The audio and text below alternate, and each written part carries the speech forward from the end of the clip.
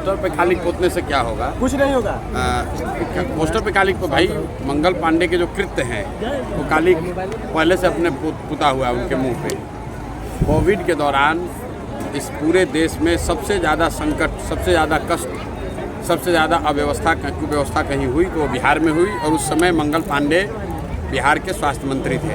उस आदमी को कम से कम इतना जरूर होना चाहिए था कि हम जीवन में कभी स्वास्थ्य मंत्री नहीं बनेंगे, फिर स्वास्थ्य मंत्री बन के फिर बड़ी बड़ी बात करना। और अभी आपने देखा कि पीएमसीएच में कितनी विभत्स घटना हुई है, और फिर भी इन लोगों को कोई ना लोक लाज कोई है नहीं, ना शर्म है। इनको कम से कम स्वास्थ्य मंत्री को तो इस्तीफा देना चाहिए भाई।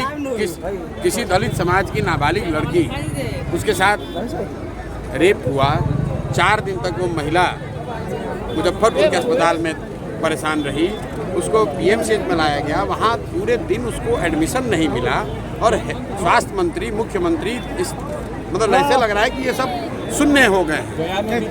सर 4 दिन के बाद लेकिन चीफ हटाया गया है, सुप्रिंटेंडेंट को हटाया भाई गया। सुप्रिंटेंडेंट को हटाया, सुप्रिंटेंडेंट को हटाने से क्या होगा? हेल्थ मिनिस्टर का नहीं हटना चाहिए?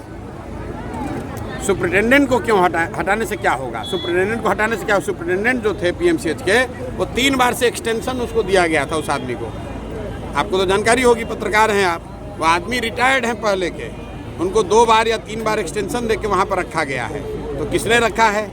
आप लोग जानते होंगे। नीतीश जी की सरकार है, एक बार रेल मंत्री थे तो इस्तीफा दे दिया। नहीं, आप सुनिए, आप मुझे बताइए कि जो अफसर रिटायर हो गया, उस अफसर को अच्छे काम करने के आधार पर एक्सटेंशन देकर आपने पीएमसीएच में रखा है, और पीएमसीएच में ये घटना होती है, तो उस अफसर का दोष है कि उस अफसर को जिसने एक्सटेंशन दिया है उसका दोष है?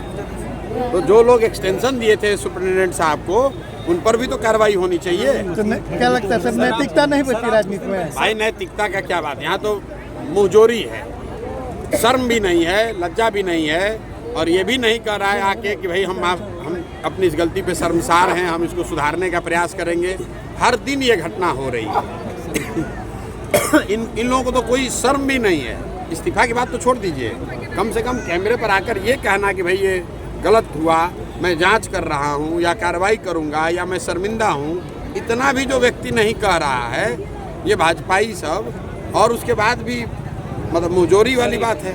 आप बिहार बदलाव यात्रा के दौरान गोपालगंज, आप बताइए कि मुख्यमंत्री, आप लोग रोज सवाल पूछ रहे हैं कि लॉ एंड ऑर्डर की स्थिति बिहार में खराब होती जा रही है। पिछले 15 दिन, 1 महीना, 2 महीना में मुख्यमंत्री ने क्या कोई लॉ एंड ऑर्डर को विधि व्यवस्था के लिए कोई बैठक बुलाया, कोई समीक्षा की, कोई स्टेटमेंट जारी किया?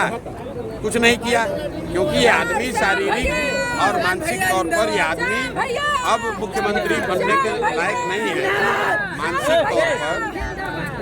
मानसिक तौर पर जो लोग, जो व्यक्ति मंच पर प्रधानमंत्री का नाम भूल जा रहा है, उसको बिहार की समस्या का क्या जानकारी होगा?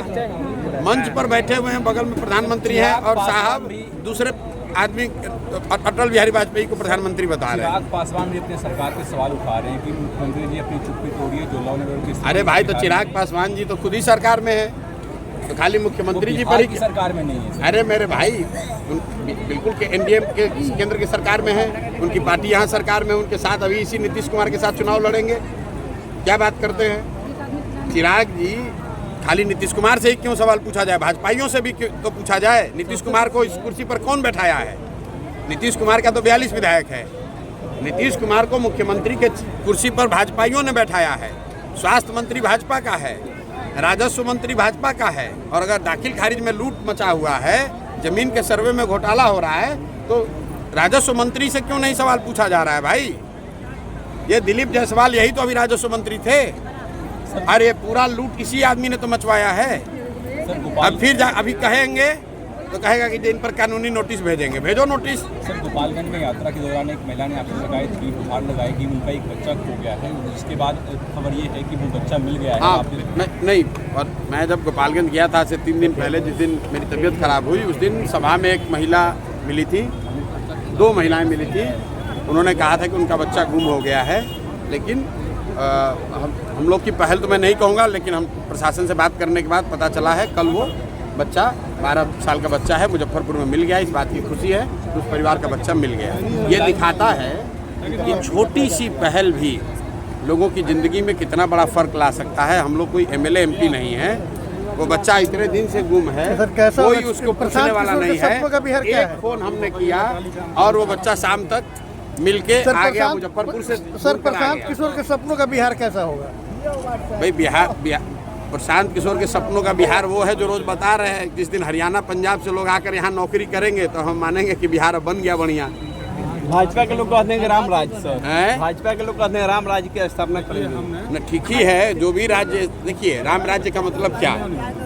जहाँ 100 में 80 आदमी दिन में 100 रुपया नहीं कमा रहा है तो कौन राम राज्य बताइए? जहाँ आधे से ज़्यादा परिवार के बच्चे जाकर बाहर मजदूरी कर रहे हैं गुजरात में, तो कैसा राम राज्य? तो गुजरात में होगा राम राज्य, बिहार में तो राम राज्य नहीं दिख रहा है। हम लोग को बिहार से मतलब है सीता सर। जी का मंदिर बनेगा आए? बिहार में, सीता जी का अरे मंदिर भैया बनेगा। यहाँ बिहार में हर गांव में मंदिर है।